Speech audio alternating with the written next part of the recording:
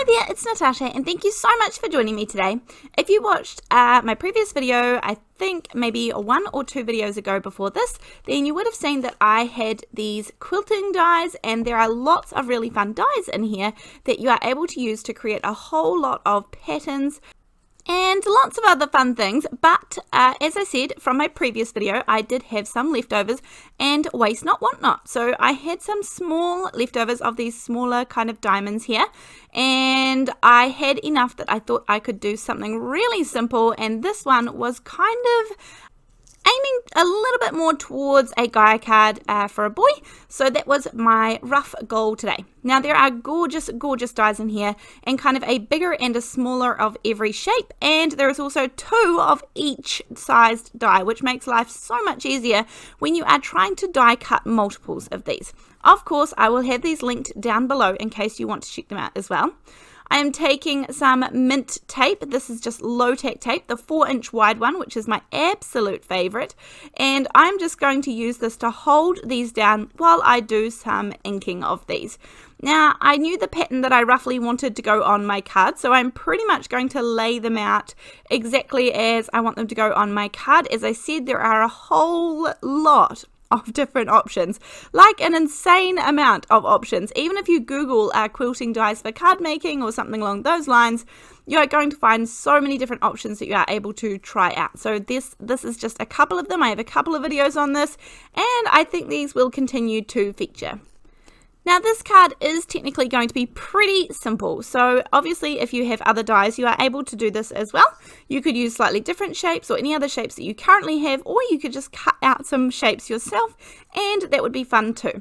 So once I have got them where I want them to go, I am going to take 3 Distress Oxide inks, Tumbled Glass, Salty Ocean, and Chipped Sapphire, and this is a very typical blue ombre kind of look from a light, a medium, and a dark blue. I'm starting with my domed foam blenders. These are my favorite for doing ink blending kind of on a greater scale than I need, where I would need more than finger daubers. Now I'm going to start off with the light blue, then go to the medium blue, then I always go back to the light blue, and you kind of just go back and forward until you get a really nice blend. These are the Oxide inks, which I find blend really well, and these are my favorite go-tos if I do need to blend. I did rip a little bit of the low tack tape off the side there, and I put it tacky side up, and that's when I put my fingers on, because if I put my little fingers in this ink that I have just blended, I'm going to get little finger marks, and I don't want that. So I'm just going to, that's why I use that little bit of tacky tape. And I go back and forth until I think I have the nice blend that I want. Then I realized I might need a couple more so that it reaches the very top of my card as well. I want this to be kind of nice flat edges at the top and the bottom rather than the pointed arrows. So either, just depends what you're after. So I add a little bit more Tumbled Glass ink up the top, and then that is going to finish off my ink blend. Speaking of keeping this super simple, I decided that I wanted something behind this, and because this is kind of going along the blues line, I am going to use some Hero Arts Infinity circle dies and my favorite Lawn Fawn vellum. This is the only one that I use, my absolute favorite. It is very versatile, and I'm going to cut out a kind of medium-sized circle there, and then I am going to color this with my inks. I'm going to color the vellum. There are lots of different ways to do this, but the easiest one that I find is to use a brayer. I'm going to use some cracked Pistachio Distress Oxide ink and just brayer this on, and it kind of starts off going on a bit clumpy, but then it is going to smooth out really nicely and give me a really even look without having to get my fingers all in there for ink blending and things. So this is my favorite way to color vellum. Then once I give that a little second to dry, I'm going to come back and pop these on my card. Now I wanted these to have a little bit of dimension rather than just being super duper flat, so I'm putting these down in the order that I ink blended them, just so that I definitely can't get it mucked up, because that's something that I would do. And I am going to pop them down onto the vellum. For the middle ones, which are going to sit roughly in the middle of the card, I'm putting these ones down flat onto the vellum, and then behind the vellum circle is where I will add the foam. So that's where these ones will get their dimension from, whereas the other ones I will put the foam tape straight onto the back of those other diamonds. So a little bit of double-sided tape here. when I'm adhering things to vellum, I definitely prefer to use double-sided tape rather than liquid glue. Adding too much moisture to vellum is always going to make it, pretty much always going to make it buckle and warp a little bit. So if I can avoid that, that's always going to be a good thing. And also, I find that just adhering things kind of much quicker and faster. The glue takes a lot longer to dry when you add it to vellum rather than paper because it's not as absorbent. So it does work fine if you have to use liquid glue, but my preference is to use some sort of double-sided tape when I'm working with vellum. So these ones here, again, I'm going to add the tape to these ones. I'm going to speed through this process because, again, it's the same thing.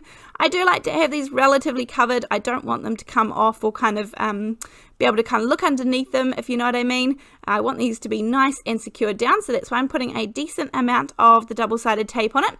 And then I'm just following the same pattern that I did when I was doing my ink blending, except I'm leaving a little gap in between just so that you can see a peek through of that coloured vellum underneath. So making sure that these go in the same order that I ink blended. And I mean, as I said earlier on, if you don't have this die set or a die set that cuts anything similar, then you could cut these with a trimmer. You could also use triangles and just create any kind of pattern. I mean, so many different options. You definitely don't have to use these dies, but I do think this is a really versatile set. But use what you have in your stash, have a look around, see what you can create, and I bet that you can come up with something similar using what you already have as well. Now this is where I'm going to add the foam to the back of that vellum circle so that everything is going to be nice and popped up, and then I will add the final ones once this is down on my card base. My card base is 4 1/4 by 5.5 inches, and I'm going to pop this slightly over to the left. Now, I always in my card making kind of like to take you along on my decision making a little bit as to why I choose to do certain things, and that includes when I choose to do things and then I backtrack or change my mind. So I do like to kind of take you along on that little journey because I feel like it is part of the fun in card making. Sometimes I try things and they just don't work out like I had in my head, and that's okay. Usually I will change plan, change direction, and just keep trying to move forward in some way. So once I have popped those other ones on my card, I'm going to cut off the scraps here and pop these to the side. I'm going to make sure not to ruin them because you just never know what you can end up using those for. As I said, this is where things are going to change track a little bit. I'm using some of the cracked pistachio and chipped sapphire, and the reasons that I'm using these is because this is what I used in my card. So I'm taking the cracked pistachio from the back and the chipped sapphire from the bottom there, and I don't want to introduce any new colours. There's already enough colours here. Now, I bet you can't guess what this set is called. I'll spoil it and tell you it's called the Happy Birthday stamp set from Waffle. Now, I have one already stamped and heat embossed and die cut for me. I usually put any spares back in the back of the packaging, which means I don't have to do it later on. And my idea here was to do kind of an ombre look where I would have the cracked pistachio down the bottom of the letters and the chipped sapphire up towards the top. I did the first couple of letters and I just didn't like it. I just didn't like how it was turning out. So when in doubt, cover it up. I am going to take the darker chipped sapphire color and just go right over top of all these letters. I'm using a water brush, but any paintbrush is going to work fine here. I do think that when I'm working with the oxides and painting, a little bit of water coming through the water brush makes it much easier and smoother to apply, especially when I'm doing it to kind of little fine areas like this. But whatever you have is going to be fine to make this work. And this is really easy because I have the heat embossing there, which creates that little border.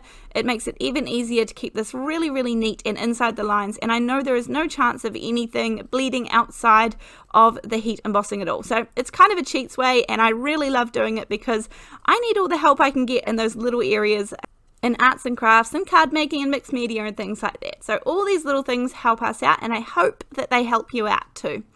I'm adding a little bit of liquid glue. That's the Ranger Multi-Medium in the matte finish. That's the glue that's inside this glue bottle.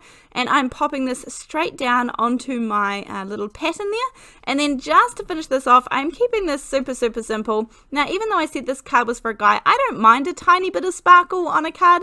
So I'm going to add just a couple of little gems, and I'm just figuring out which blue I wanted to kind of go with it.